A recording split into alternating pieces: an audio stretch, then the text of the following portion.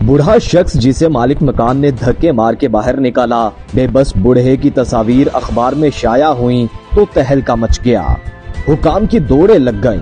कौन था वो शख्स? भारत के शहर अहमदाबाद के आम से मोहल्ले में 90 बरस के बूढ़े शख्स को मालिक मकान ने इसलिए बाहर निकाल दिया था क्योंकि उसने 5 माह से किराया अदा नहीं किया था। मालिक मकान ने बूढ़े आदमी का सामान घर से बाहर फेंक दिया। बुजुर्ग के पास मुख्तसर साजो सामान था, एक चारपाई, प्लास्टिक की एक बाल्टी और 2-4 पुराने बर्तन। बूढ़ा आदमी बेबसी की तस्वीर बनकर फुटपाथ पर बैठ गया। मोहल्ले के लोग मालिक मकान के पास गए कि वो बूढ़े आदमी को रहने की इजाजत दे दे, क्योंकि उसका कोई वाली वारिस नहीं।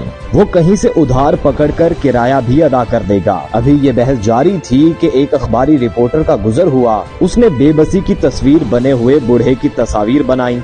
अभी वो तस्वीर बना ही रहा था कि मालिक मकान लोगों के कहने पर बूढ़े आदमी को 2 माह मजीद रखने पर तैयार हो गया। मगर रिपोर्टर के पास स्टोरी थी कि अहमदाबाद में एक बूढ़े आदमी के साथ ऐसा क्यों हुआ। रिपोर्टर ने दफ्तर जाकर वो तस्वीर अपने एडिटर के सामने रखी। अभी उसने स्टोरी बयान करना थी कि एडिटर तस्वीरें देखकर चौंक उठा। एडिटर ने रिपोर्टर से पूछा कि क्या तुम इस बूढ़े आदमी को जानते हो? ये कौन है? रिपोर्टर कहने लगा, एडिटर साहब, इस बूढ़े में कौन सी खूबी है कि कोई इस पर तवज्जो दे? इसे तो मोहल्ले वाले भी नहीं जानते। ये एक वक्त का खाना खाता है, अपने बर्तन खुद धोता है, घर की सफाई खुद करता है। इस बेचारे को किसने जानना है? रिपोर्टर की बात सुनकर एडिटर ने संजीदगी से कहा कि ये जिसकी तस्वीर तुम लाए हो ये आम आदमी नहीं है। ये शख्स 2 मर्तबा हिंदुस्तान का वजीर आजम रह चुका है। इसका नाम गुलजारी लाल नंदा है। रिपोर्टर अपनी कम इल्मी पर हैरान हुआ। उसे मजीद हैरत एक साबिक वज़ीर आज़म की बदहाली पर हुई। अगले दिन खबर शाया हुई तो हर तरफ शोर मच गया। गुलजारी लाल की मुफलिसी से वज़ीर आज़म समेत बड़े बड़े ओहदेदार आगाह हो गए। सुबह सवेरे रियासत का वज़ीर आला, वुज़रा और चीफ सेक्रेटरी समेत मोहल्ले में पहुंच गया। सबने गुलजारी लाल के सामने हाथ जोड़े और कहा कि हम आपको सरकारी रिहाइशगाह देते हैं।